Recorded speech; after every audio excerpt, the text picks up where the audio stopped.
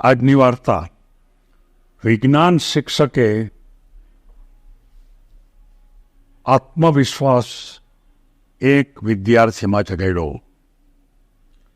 મિત્રો, વિદ્યાર્થીઓ કોઈ પણ પ્રકારનું કામ કરે, યુવાનો કોઈ પણ પ્રકારનું કામ કરે, ત્યારે એની અંદર સૌથી અગત્યની વાત એ છે કે એનો આત્મવિશ્વાસ જગાડવો પડે. જો પોતાની જાતમાં જ જો વિશ્વાસ ન હોય તો એ યુવાન કે વિદ્યાર્થી પોતાના જીવનમાં કંઈ કરી શકતો નથી. એ વાત મારે બતાવી છે. કોઈ એક વખત એક શાળાની અંદર વિદ્યાર્થી ભણતા હતા. બધા વિજ્ઞાન શિક્ષક એને 9મા ધોરણની અંદરના વર્ગની અંદર વિજ્ઞાનના કેટલાક પ્રયોગો સમજાવતા હતા. એને 2-3 પ્રયોગો સમજાવ્યા, પ્રયોગ કરીને સમજાવ્યા, અને એ પ્રયોગ કરીને સમજાવ્યા પછી એ બધા વિદ્યાર્થીને એમ કીધું કે તમે આ જે પ્રયોગ છે એ પ્રયોગનું વર્ણન તમે તમારી જાતે તમે તમારી બુકમાં લખો. એમાં કયા કયા સાધનો છે, કેવી રીતે પ્રયોગ કરવામાં આવ્યો, એમાં કઈ કઈ વસ્તુ મૂકવા હતી, એ બધી બાબતો તમે પ્રયોગ જે છે એનું વર્ણન તમે લખો. અને સાથોસાથ એને એક બુક પણ આપી, એક ચાર્ટ પણ આપ્યો કે એ ચાર્ટ પ્રમાણે એણે ચિત્ર પણ દોરવાનું. બધા વિદ્યાર્થીઓ કામે લાગી ગયા. બધાને એમ થયું કે હવે આપણે આ કામ કરવાનું છે. એક એવો વિદ્યાર્થી હતો કે એણે બધું વર્ણન લખી નાખ્યું. પ્રયોગમાં પહેલાં શું કરવાનું, પછી શું કરવાનું, પછી શું કરવાનું, કઈ કઈ વસ્તુ લેવાની, સાધનો કયા છે, બધું લખી નાખ્યું. પણ એને આકૃતિ દોરતા ન આવડે. એણે રફ કાગળમાં પહેલાં આકૃતિ દોરવાનો પ્રયત્ન કરો, પણ એ આકૃતિ દોરી શકતો નહોતો. એટલે એણે પાસે એના પોતાનો મિત્ર હતો, એને એમ કીધું કે તું મને આકૃતિ દોરી દે ને. તો પેલા મિત્રએ ના પાડી, હું તને દોરી દઉં. બીજા મિત્રને કીધું, ત્રીજાને કીધું.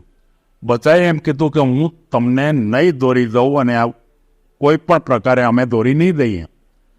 શિક્ષક આમ ચક્કર મારતા હતા, બધાને જોતા હતા કે બધાએ લખે છે, બરોબર લખે છે. ત્યારે આ છોકરા પાસે આવ્યું તો લખાણ એનું બરોબર હતું, પણ આકૃતિ એને દોરી નહોતી. એટલે એણે પૂછ્યું, કેમ આકૃતિ દોરી નથી?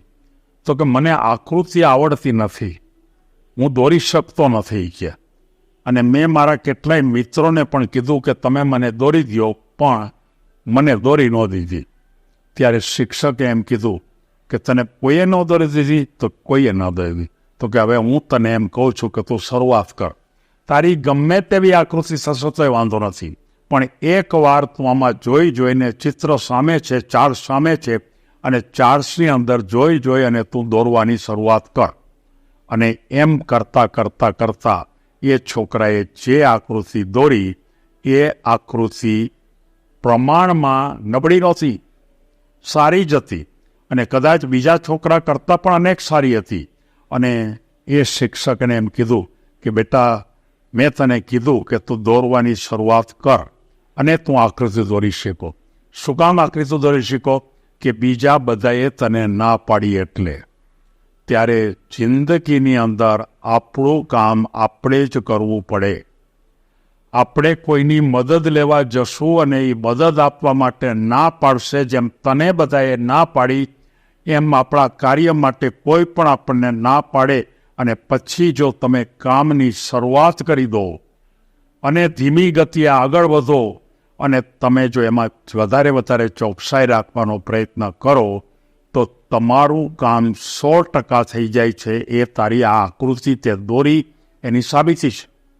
અને મને એમ લાગે છે કે હવે પછી તારી આકૃતિ તું તો જ દોરજે, જીવનમાં કોઈ દિવસ બીજાને કહેતો નહીં, અને તારું કામ તો પોતે જ કરજે.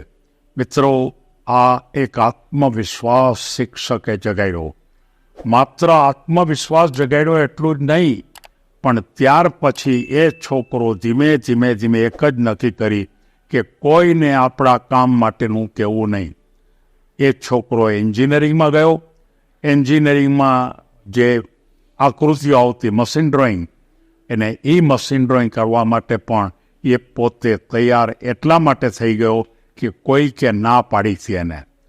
એ ભણતો તો માધ્યમિક શાળામાં તેને બધાય છોકરાઓએ ના પાડી હતી, અને અહીંયા એન્જિનિયરિંગમાં એ જે ડ્રોઈંગ ઉપર જે કામ કરવું પડતું તેમાં એટલું બધું સારું કામ કરી શકતો, એટલું બધું કે આજે એ છોકરો પોતાની જાતે ઉત્તમ પ્રકારનું ડ્રોઈંગ પણ કરી શકે છે, ઉત્તમ પ્રકારના ડાયાગ્રામ પણ બનાવી શકે છે, અને કોઈને કોઈ ભૂમિકા ઉપર અત્યારે એન્જિનિયરિંગમાં ખૂબ ઊંચાઈ ઉપર પહોંચી ગયો છે.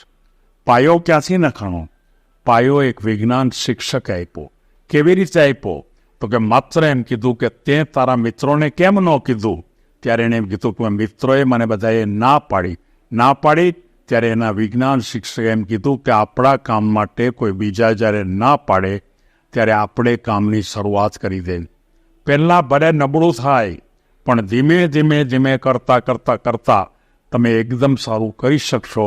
અને આ એનો યોગ્ય અભ્યાસ દરમિયાનનો જે પાવરફુલ રસ્તો એણે બતાવ્યો. મારે પણ સૌને કહેવું છે કે તમારા આત્મનિર્ભર બનો. તમે થોડી મુશ્કેલી ભોગવો, શરૂઆત કરો તો પૂરું થાય જ, એવી મેં એક વાર્તા પણ તમને કીધી છે. અને આ વાર્તા માત્ર કોઈ નાના બાળક માટે નથી, એ 9મા ધોરણમાં ભણતો તો એટલા માટે પણ નથી. મારે તો એમ કહેવું છે, કોઈ પણ યુવાન, કોઈ પણ મનુષ્ય, કોઈ પણ માનવ તમામ માટે છે. આપણા માટે કોઈ કદાચ કામ કરી દે નહીં, અથવા કરી દેવા માટે તૈયાર ન હોય, તો તમે તમારી જાતે કામની શરૂઆત કરી દો. આ વાત ઘણા વિદ્યાર્થીઓના મનમાં એમ થાય છે કે અમે શરૂઆત કરવામાં જ હિંમત નથી આવતી. શરૂ કરો એકવાર, અને શરૂ કરશો એટલે એ તમારી પહેલો એકડો ઘૂંટાશે, અને એમ કરતાં તમે કોઈ પણ ક્ષેત્રમાં આત્મનિર્ભર બનીશું. તમે એક ઉદ્યોગપતિ બનવા માગો છો, શરૂઆત કરો. બધું જ તમે તમારી રીતે તૈયાર કરો, વાંચો, બીજાની ફેક્ટરીમાં જાઓ, ત્યાં શીખો, અને તમે તમારી જાતે કરવાનો પ્રયત્ન કરો. મદદ નહીં લો. મદદ માત્ર જ્ઞાનની લેવાય. કરવાનું તમારે હોય. અને જો આ રીતે તમારું મન આત્મવિશ્વાસથી ભરાઈ જશે, તો એકને એક દિવસ તમે કોઈ પણ ક્ષેત્રમાં મહાન બનશો. એમ આ વાર્તાનો બોધ આપણને એમ કહે છે. સૌ કોઈ આગળ વધો એવી લાગણી સાથે સૌને ધન્યવાદ.